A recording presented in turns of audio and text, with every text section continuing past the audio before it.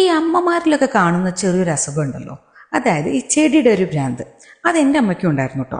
പണ്ടൊക്കെ അമ്മ എവിടെ പോയി വരുമ്പോഴും അമ്മയുടെ പേഴ്സിൽ ഒരു ചെടിയുടെ കൊമ്പോ തയ്യോ വിത്തോ എന്തെങ്കിലുമൊക്കെ ആയിട്ടാവട്ടെ അമ്മ വരിക. അതിപ്പോൾ കല്യാണ വീട്ടിൽ പോയതായാലും ശരി, ഹോസ്പിറ്റലിൽ പോയതായാലും ശരി. എന്നിട്ട് അതിനെ ആറ്റുനൂറ്റി വളർത്തി അതിനൊരു ഇലയോ ഒരു പൂവോ കായോ ഒക്കെ വരുമ്പോൾ അമ്മയുടെ ഒരു എക്സൈറ്റ്മെന്റും സന്തോഷവും കണ്ടപ്പോൾ ഇതിനൊക്കെ ഇത്രമാത്രം സന്തോഷിക്കാനുണ്ടോ എന്ന് പലപ്പോഴും ഞങ്ങൾക്ക് തോന്നിയിട്ടുണ്ട് കേട്ടോ.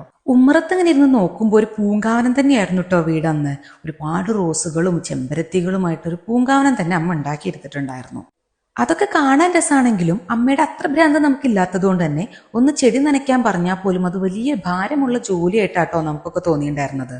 നമുക്ക് ഈ പാരമ്പര്യമായിട്ട് കിട്ടുന്ന അസുഖമൊക്കെ കുറച്ച് വൈകിയാണ് അറിയുക എന്ന് പറഞ്ഞ പോലെ എനിക്ക് കഴിഞ്ഞ 2-3 വർഷമായിട്ട് ഈ അസുഖം ഉണ്ട് കേട്ടോ.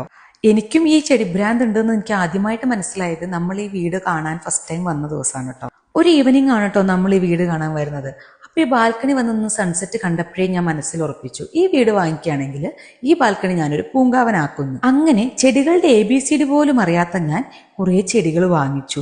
അതുപോലെ തന്നെ വീട്ടിൽ പോകുമ്പോഴൊക്കെ അമ്മ ഉണ്ടാക്കി വെച്ചിട്ടുള്ള ചെടികളൊക്കെ ചട്ടിയോടെ പെറുക്കിയെടുത്തുകൊണ്ട് വരികയും ചെയ്തിട്ടുണ്ട് കേട്ടോ. അതുമാത്രമല്ല, അന്ന് അമ്മ പേഴ്സിൽ എങ്ങനെയൊക്കെയാണോ കൊണ്ടുവന്നിരുന്നത് അതുപോലെ ഇന്ന് എൻ്റെ ഹാൻഡ് ബാഗിലും ഒരു ചെടിയുടെ തയ്യോ വിത്തോ കൊമ്പോ എന്തെങ്കിലുമൊക്കെ ഉണ്ടാവാറുണ്ട് കേട്ടോ. അങ്ങനെ കുറേ ബാലപാഠങ്ങൾ ഞാൻ അമ്മയുടെ അടുത്തുനിന്ന് പഠിച്ചു. ഏതൊക്കെ ചെടികൾക്ക് എപ്പോഴൊക്കെ വെള്ളം നനയ്ക്കണം, എങ്ങനെയൊക്കെ പരിപാലിക്കണം എന്നൊക്കെ ഉള്ളതിൻ്റെ ക്ലാസ് ഇപ്പോഴും അമ്മയെ വിളിച്ച് ചോദിക്കാറുണ്ട്.